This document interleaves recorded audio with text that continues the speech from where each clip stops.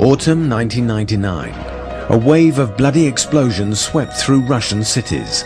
On the 4th of September, in Bunaksk, in Dagestan, 62 people died in the rubble of a tower block. On the night of the 9th of September, in Moscow, an 8-story apartment building in Guryanov Street was blown to bits. A toll of 94 dead and 164 wounded. At dawn on the 13th of September in the capital city again, a powerful explosion totally destroyed a 7-story building on the Kashira Road. 119 bodies were pulled from the rubble. They included 12 children. 3 days later, in Volgodonsk in southern Russia, 17 people died in another explosion. Russia had never before been subjected to such acts of terrorism.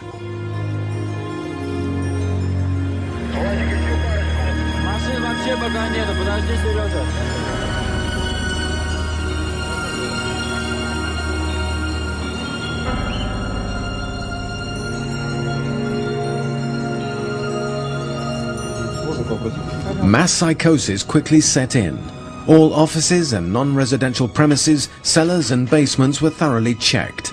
Civilians volunteered to patrol courtyards, stairways and landings.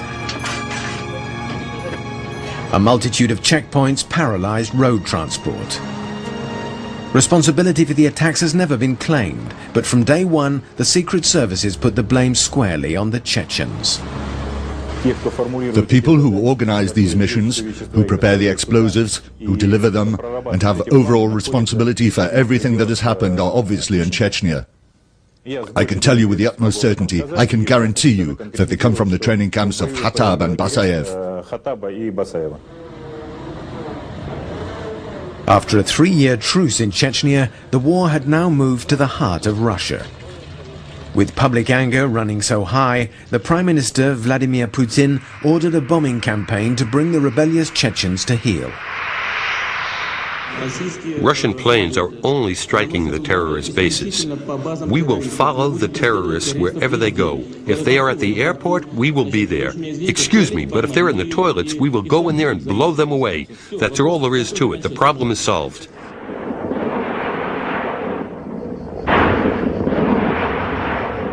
When the first explosions took place in Moscow, then in Volgodonsk, the public was in a state of stupefaction and shock. This coincided with the appointment of Putin as Prime Minister. And I think that then about 90 to 95% of people, just like today in America, supported the action the president was taking to eliminate the Chechen bands. But what's interesting is that even now it hasn't been proved that the Chechens did it. Okay, so the finger is pointing at a whole people, the Chechens. But show me who carried out the attacks, show me who planted the bombs. They can't do it. The slow progress of the inquiries, the absence of proof, the sheer scale and professionalism of the bombings all cast doubt on Chechen involvement. Speculation as to the possible involvement of the Lubyanka, the secret services, began to emerge.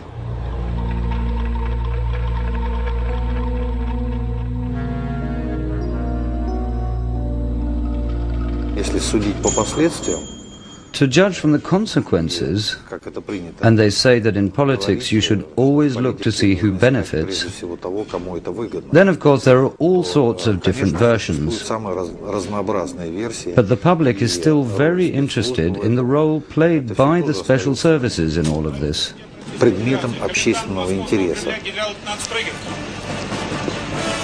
After public demands for peace, the enraged Russian people turned against the Chechens and the war was renewed. There's little doubt that it was the toughened public opinion that put the young hardliner Vladimir Putin, the former head of the Secret Service, the FSB, into the Kremlin. To this day, the only terrorists detected in connection with the bombings were FSB agents.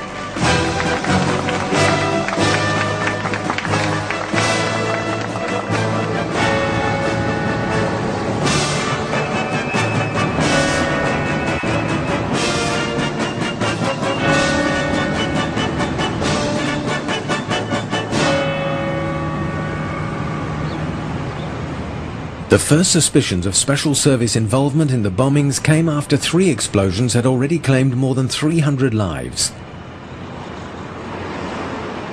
It was then, on the 22nd of September 1999, that a bomb attack was apparently averted in Ryazan. It was officially passed off as a civil defense exercise, using a mock-up device. But many Russians believed the bomb was real. To them, President Putin's rise to power is now seen in a very different light.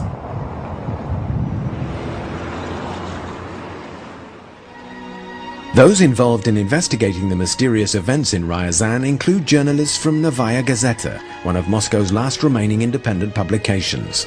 And since the FSB doesn't like it when people pry, the newspaper has had more than its fair share of problems. We consider that, according to the law, according to the Russian penal code as it stands, the facts disclosed by our paper should lead to the opening of a criminal inquiry to establish if those facts are indeed well-founded.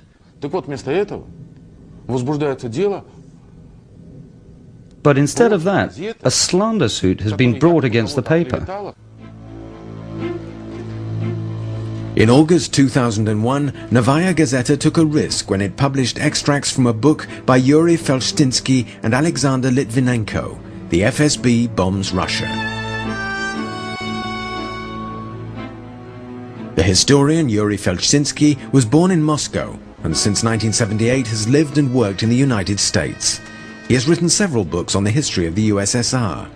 An American citizen, he was the first foreigner to obtain a Russian doctorate in history. We all know that information often comes out after failed operations. That's what's happened here. The FSB tried and failed to blow up a building in Ryazan.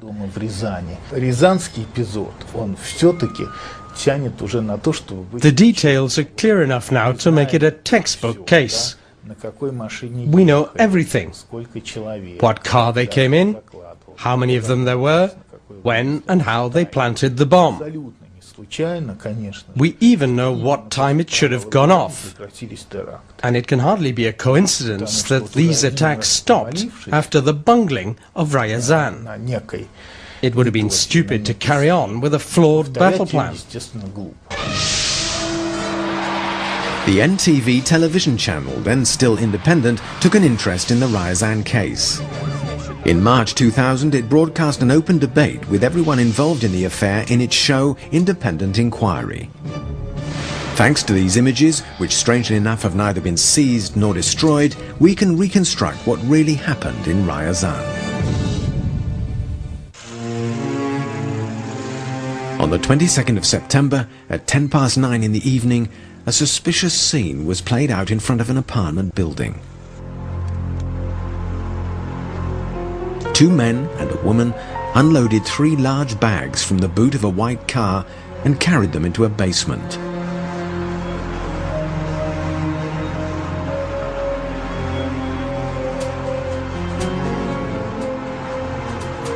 A second suspicious point was that the number 62, indicating a Ryazan vehicle registration, was written on a piece of card and taped over the car's real number.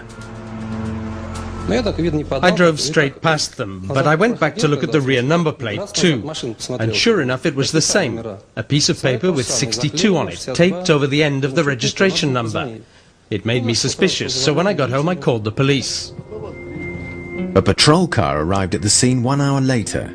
The car had gone, but the police made an important discovery in the basement of the building. 3 large 50-kilo bags and a homemade detonator programmed for 5:30. The patrol chief was Andrei Chernyshev. Pavel Voloshin, a Novaya Gazeta journalist, met him soon afterwards. He told me he was sure it was a serious situation. He'd seen the bags, a wire coming out of the bags, and there was a detonator. He was sure he had prevented an attack, and that, thanks to Kartofelnikov's phone call, hundreds of lives had been saved.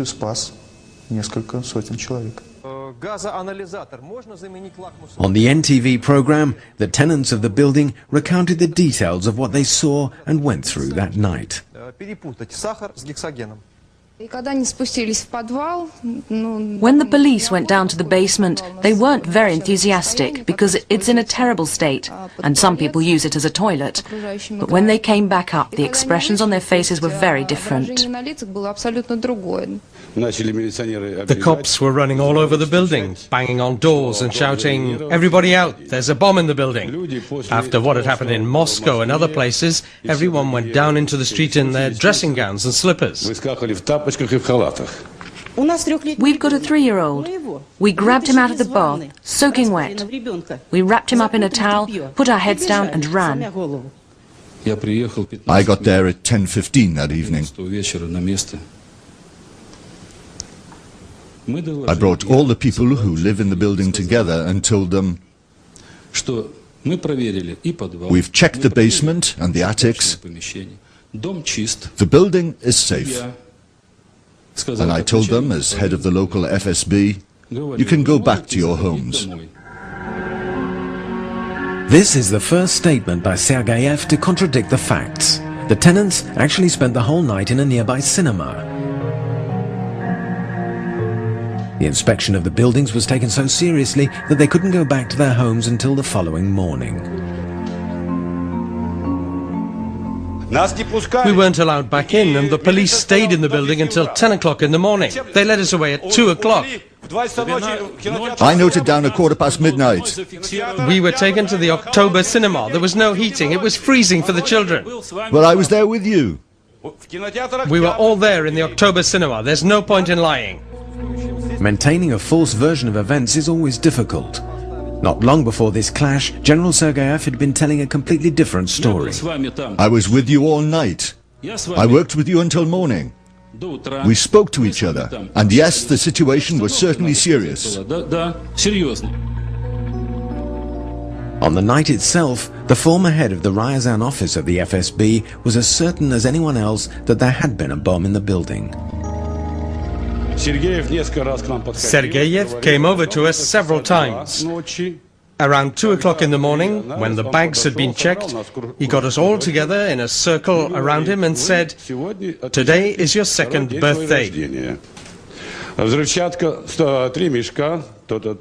There were 3 bags of explosive programmed to go off at 5:30.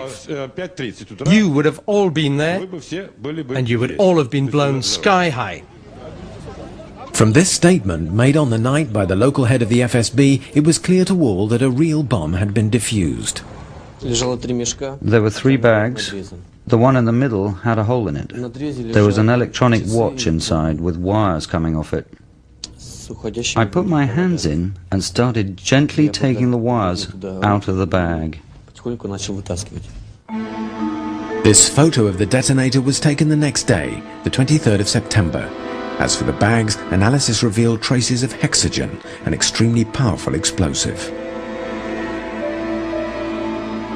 Acting on the experts' conclusions, on the night of the 23rd of September, the Ryazan public prosecutor ordered criminal proceedings to be instigated in accordance with Article 205 of the Penal Code, terrorism.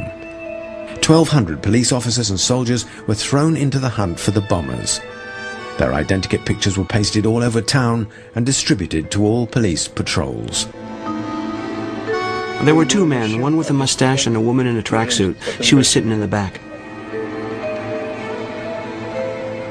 On the evening of the 23rd of September, Prime Minister Putin announced to the world, "As far as the events in Ryazan are concerned, I don't think they made some kind of cock-up.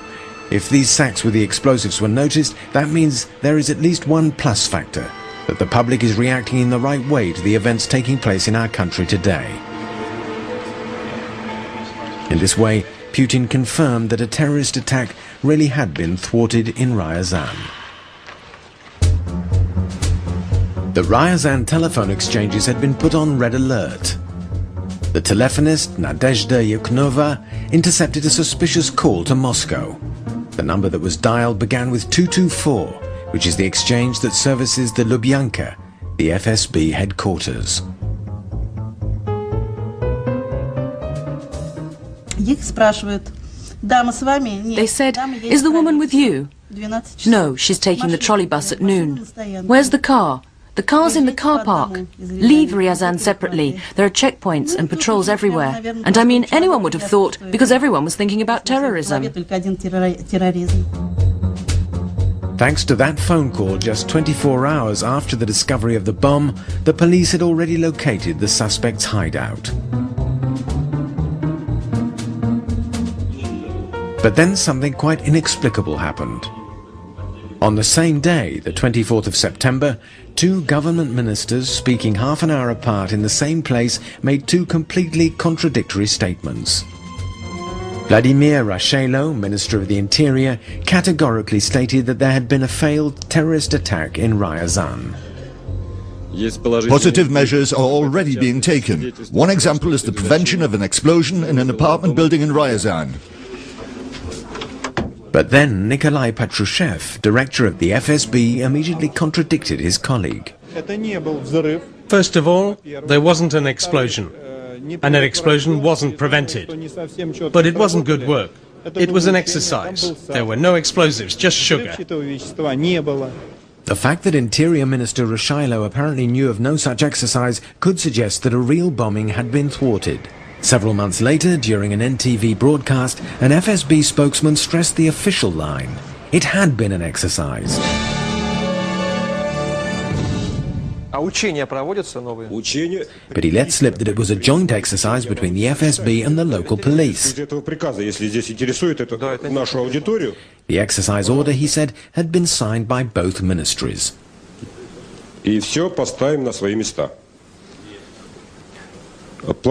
A major operation involving all the members of the Russian Federation was jointly planned by the police and the FSB. The operation was codenamed Anti-Terror Whirlwind. It was signed by Patrushev and Rashilo. Even high-ranking Secret Service officers had difficulty supporting the exercise version of events. I don't get it. Why did it take 2 whole days to tell the world it was an exercise? Frankly, it's incomprehensible. Well, it's obvious. We wanted to check the logical follow-through of our operation, including the hunt methods for terrorists. That's why we didn't reveal it was an exercise. Right, but you couldn't have told Rashilo? Well, you know, things can sometimes get muddled during an exercise. Anyway, during the exercise, we were checking our systems and the systems of the Interior Ministry.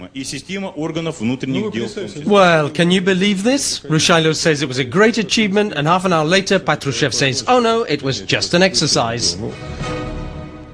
But Vladimir Putin found himself in an even more awkward position. He had also announced that a bombing had been thwarted. Had the Prime Minister known about the exercises in Ryazan?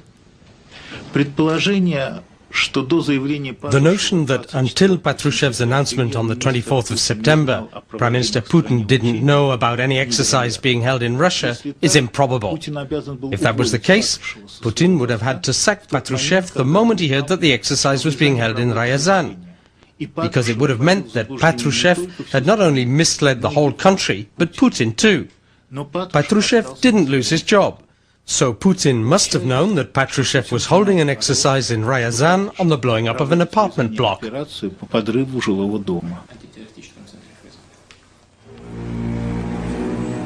members of the Ryazan FSB were not informed about the operation run from Moscow because of the need for secrecy. But they had seen with their own eyes that the detonator and the explosives were genuine. They found themselves in a very tricky situation.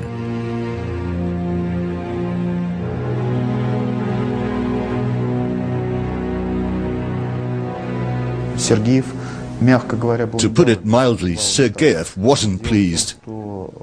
In fact, he was beside himself with rage. After all, in this case, his professional pride as a member of the special services had been trampled in the dirt. How could an FSB general not know what was going on in his own patch? Even worse, now the Moscow bosses were trying to force the local Ryazan FSB to change their game completely. And then, to cover themselves and separate themselves from the actions of the center, the local Secret Service men published an absolutely unique statement.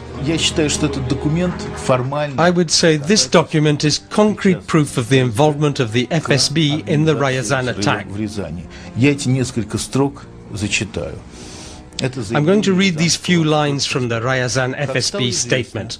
It has been made known that an imitation detonator, discovered on the 22nd of September, was part of a joint operation. This announcement came as a surprise to us. It came out just as our agents had identified the place where the bombers were living in Ryazan and were preparing to arrest them. It was precisely at this moment that Patrushev replaced the real attack story with the exercise theory. Just hours after the Ryazan incident, Alexander Zdanovich had appeared on Hero of the Day on NTV, but he didn't mention an exercise. His accusers say that either the excuse hadn't yet been conjured up, or he was buying time for the Moscow FSB bombers to escape. But he was already downplaying the Ryazan affair. According to the information currently in my possession, no explosives were discovered. Even the reports that came out on the morning, supposedly analyzing hexogen fumes or hexogen, haven't been confirmed by our specialists. And the detonator? You know, there weren't any detonators. There were things that only looked a bit like a remote control or several components of an explosive device. But many of the tenants of the building had seen the contents of the bags that were planted in their basement, and the substance did not resemble sugar. I saw those bags lying there, no more than 10 feet away. They looked like, I don't know, maybe it wasn't hexogen that was in them, but to start with, it was yellowish and really fine, like chopped vermicelli, some kind of granules, I'd say. I can assure you with total confidence that there wasn't any hexogen. And, by the way, to go back to the explosions that happened in Moscow and other cities, there was no hexogen there either. A quite different explosive was used.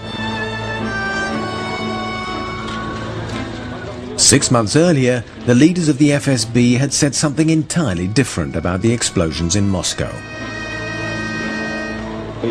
We have received new information that traces of hexogen and TNT were discovered. This already indicates that the explosion was definitely not an accident. So why did the FSB suddenly start denying that hexogen had been used in other bomb massacres? It's alleged this was to eliminate the similarities between the real bombings and the so-called exercise in Ryazan. At various different stages, the discovery of the explosive and the gas, the analysis, the panic, the FSB had several opportunities to make a prompt announcement that this was an exercise. Why was that not done? Because the FSB didn't think anyone would pick up the trail. Just at the moment when the terrorists were about to be arrested in Ryazan, when the people and their hiding place had been identified, at that moment Patrushev announced that there was an exercise going on. And so the announcement by Patrushev himself that exercises were going on in Ryazan was, of course, an indication that the terrorist attack had been planned from the top, and with Patrushev's knowledge.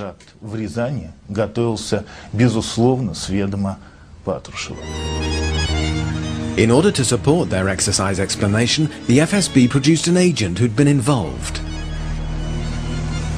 The public was presented with a back-to-camera interview of a special services officer.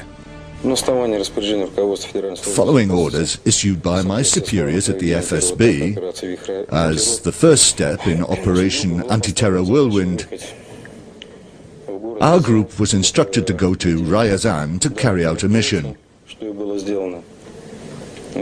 And that's what we did. We bought sugar and made an imitation detonator. The 3 bags of sugar were purchased at the local market.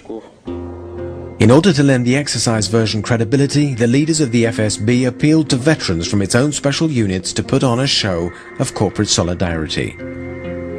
Putin has said there are no ex-secret service agents. That's simply the kind of people we are, and no matter what happens, we never retire. The Special Services veterans were poorly rehearsed for the press conference. Or perhaps they simply learned their lines badly. They deliberately pasted over the front plate like the paper said and wrote the number in ink. They deliberately didn't paste over the back number because it might attract attention. I went back to have a look at the rear number plate, and sure enough it was the same. A piece of paper with 62 on it, taped over the end of the registration number. Our FSB officers went down there and worked out why the sample analysed had indicated the presence of an explosive. The kind of instrument used for analysis has to be absolutely sterile. But there was old sample material still in it. But what does practically no explosives mean? The FSB claimed the analysis was tainted, maybe to cast doubt on the first analysis of the sack's contents by local explosives expert Yuri Tkachenko. Tkachenko himself was very amused by the statements from the FSB Public Relations Center that his hands and the test instrument were tainted and that he hadn't washed the instrument down. According to Tkachenko, that kind of instrument should never be washed. In the numerous interviews with the Wimpel FSB groups who supposedly took part in the operation, not even the times of their arrival added up.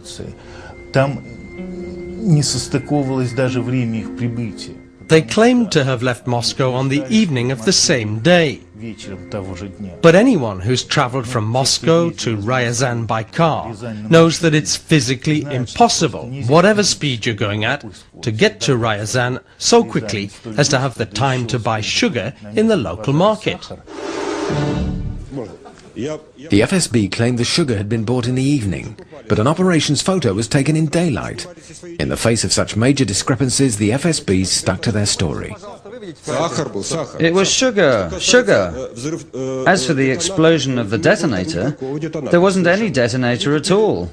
They bought 3 batteries in a shop, a shotgun cartridge, wires and all the rest, made a mock-up and put it on the bags of sugar.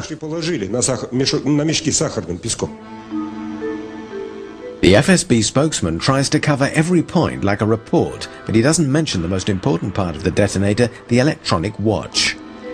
And furthermore, as the explosives expert Tkachenko stated, the detonator was not placed on the bags.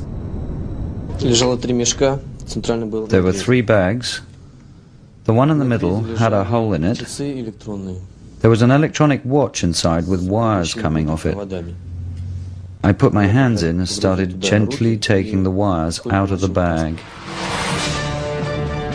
There's one surefire way of blocking investigation: turn to the official secrets laws. We have people on our secret staff, but we never show them. The pictures we released, when they related the details, were taken from behind. But by all means, show them again. Don't bother. According to what the boss of your investigative department says, there was a cartridge, an imitation detonator. So why didn't Sergeyev figure out it was a mock-up? Stop trying to pull the wool over our eyes. Let's start from the fact that they told us it was sugar in the bags.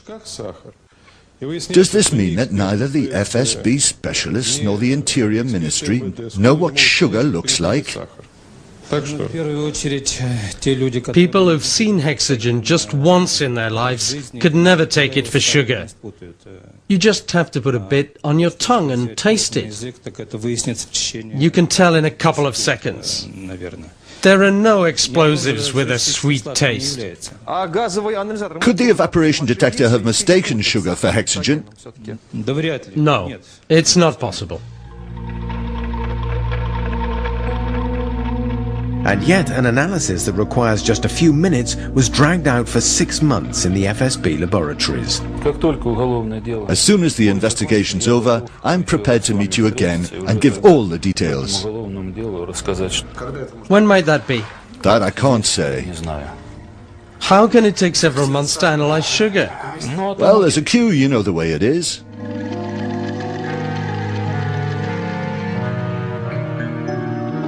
In its efforts to be seen to be doing everything by the book, the FSB went to the point of absurdity.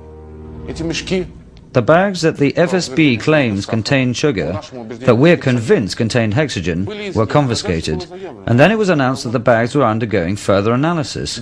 Now, if it is sugar, and we're sure of that, why do we need this analysis? And after that, they were blown up in a safe zone. But if you know it's sugar, why do you need to blow it up? A bombing attempt or a blundered exercise? The FSB continued to serve up explanations with no apparent concern for how ridiculous this sometimes appeared. The material evidence in this inquiry is sealed in this bag. We can't open it without the permission of a judge. But we brought it with us especially to show that it was properly documented and all is on the record. So there's no question you can go on saying it's explosive when it's sugar. The FSB are watertight against investigation. Once again, when the chips were down, they resorted to their final protection, state secrecy. I repeat, we're a secret service, and as such we use all means at our disposal in the law to carry out operations that you're not aware of and shouldn't be aware of, apart from what's stipulated by the law. We're talking about state secrets. Even this is inaccurate. In the law on operational and investigative activity, not only is there no article about exercises, the word is not even mentioned. So the operation in Ryazan was clearly carried out on some other basis. I've been sitting here and I don't believe these fairy tales I've been hearing from the FSB. I'm an old military man too, retired with the rank of head of staff of an entire military unit. Do you know how many exercises I held in 28 years in the service? And now, no one will believe you, or believe in that sealed bag, or those files with all your papers and analyses. No one will believe you. The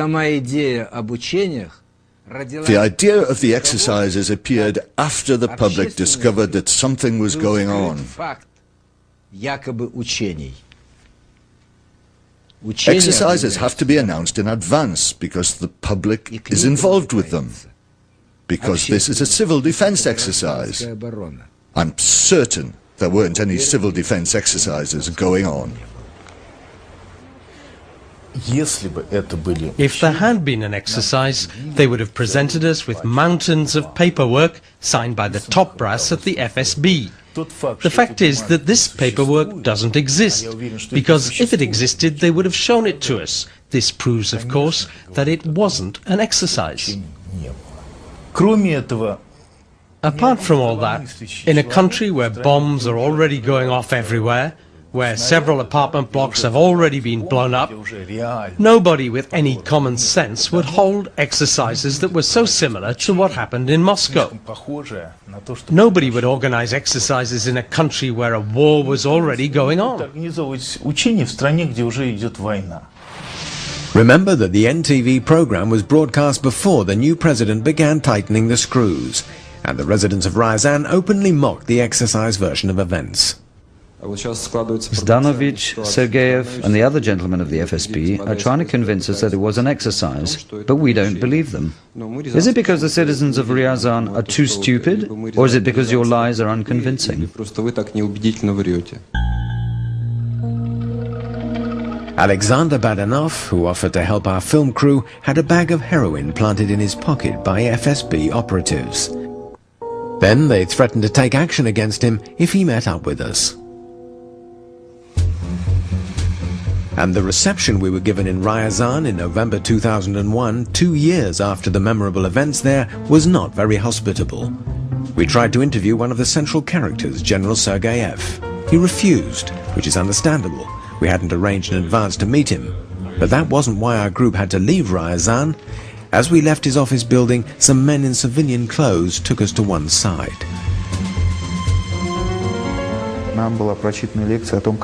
They give us a long-winded lecture on how the streets of Ryazan are unsafe, on the rampant criminality in the town, and on the dangerous driving habits of certain local hoodlums.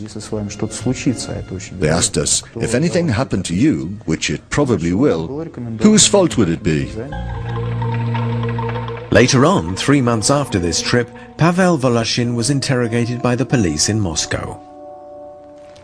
The only citizen of Ryazan who was not too afraid to be interviewed was Viktor Lazinsky. And that might have been because after what happened he was forced to emigrate to the USA. As the president of the Ryazan branch of the Helsinki monitoring group, he was given an unambiguous warning by the local FSB. It was obvious they were simply going to kill me. A local FSB agent would just go up to a down-and-out in the square and tell him, "You see that guy with the beard, buying cucumbers at the greengrocers? He's bothering my wife. I'll give you a bottle of vodka and a packet of cash if you bash him on the head in a dark alley one night." Unfortunately, that's how the secret services have been doing their business for the past 5 years. There are no written orders, no paperwork, nothing to be stored in the archives. Just a corpse some wino finished off with an ice pick. So were all these threats and persecutions triggered by a simple civil defense exercise in Ryazan? Or are the exercises continuing, but now all over the country? NTV's talk show was shot in an age that is now past, an age when people were not afraid to speak out. It's the same old story. They're trying to make us look like fools. The FSB themselves are investigating an FSB exercise. It'll be an open and shut case. It's a terrible thing to say, but I think it was all true and it wasn't an exercise. I don't understand why we allow ourselves to be led by the nose by these people. They're just trying to clean the filth off their uniform coats, but they're covered in filth underneath anyway. Who had the right to organize this operation? An operation involving civilians. Who had the right? Who gave the orders? Who had the right to give such orders? The president. Who else? Citizens may only be involved in exercises with their consent. Otherwise, no matter who took the decision, it's yet another infringement of the law.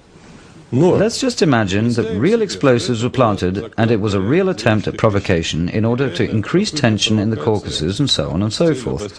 Do we have any guarantee that we would have been given an accurate reply that the public would find convincing to the question of what had happened?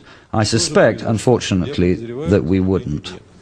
There's no secret about it. When the inquiry's over, you'll be able to ask all the questions you want, either yourselves or through a lawyer. And if you don't trust the security service, we'll answer to the public prosecutor.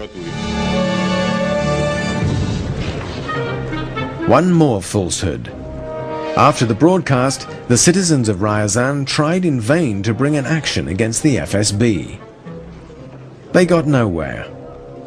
Even though the criminal case was closed, it was classified as top secret, in direct contravention of Article 7 of the Law on State Secrecy.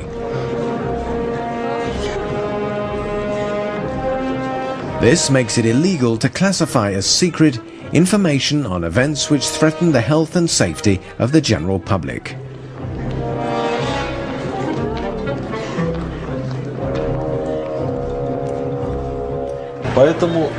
Of course, these classifications remain in force for 75 years. So I don't think we're likely to learn what really happened for at least 75 years. The Russian parliament could intervene and see to it that the truth was known. That is why on the 18th of March 2000, two Yabloko party MPs, Yuri Shikoshikin and Sergei Ivanenko, demanded an inquiry into the revelations in the Novaya Gazeta newspaper. It was a fairly innocuous request. Look into a newspaper story and get answers to some questions about what happened and what didn't.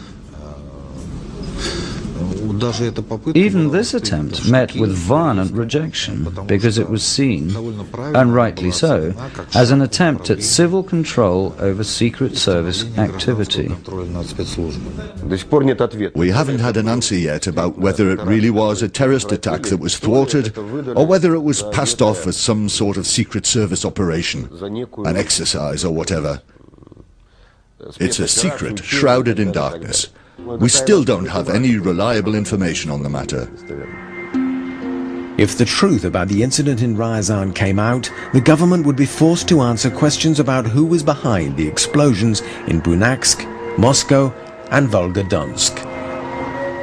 And that's something both former and present members of the Russian special services are agreed upon. The entire history of the KGB is just full of this kind of activity. And in this context, I believe the incidents in Moscow and Volgodonsk, and then later in Ryazan, that failed explosion, I believe they're all links in the same chain. The style used here is absolutely clear. The group looked around for the premises, preferably in the basement or a ground floor. They rented them under the guise of storage space for some kind of goods, and the explosive was shipped in. In a day, you could quite easily bring it in and set up the explosion. It was delivered disguised as bags of sugar. But if we assume that all the explosions in houses in 1999 were the work of the special services, clearly it must have taken several months to plan and prepare for them. And right up to August 1999, the FSB was headed by Vladimir Putin. Yes, of course, it's possible that the president and the top brass had nothing to do with it. And there could have been a group of patriotically inclined officers who planted bombs and blew up not just one house, but 10 or 15, taking the risk for the salvation of the state they love. One more question. The explosions have taken place, the so-called Ryazan exercises have been held. So now, why doesn't Putin, as president of the country, hold an investigation into what happened? I think the answer is obvious. Either he knows perfectly well what actually happened, or there is, in the final analysis, another global explanation, that Putin doesn't really control anything that happens in the country. Whether a special service plan to mobilize public opinion against Chechnya or a genuine anti-terrorist exercise, a genuine investigation of the 1999 bombings is too risky. If the inquiry were to establish that responsibility rests with the Secret Service, then the legitimacy of all those presently in power in Russia could be called into question.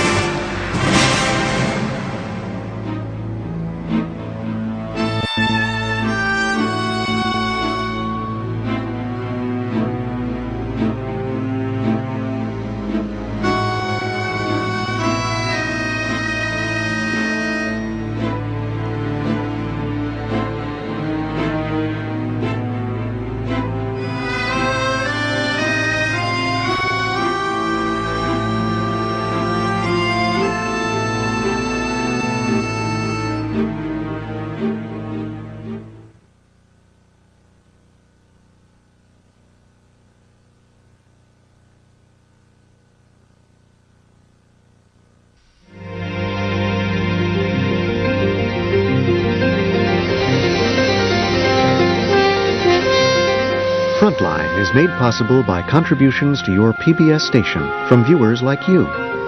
Thank you.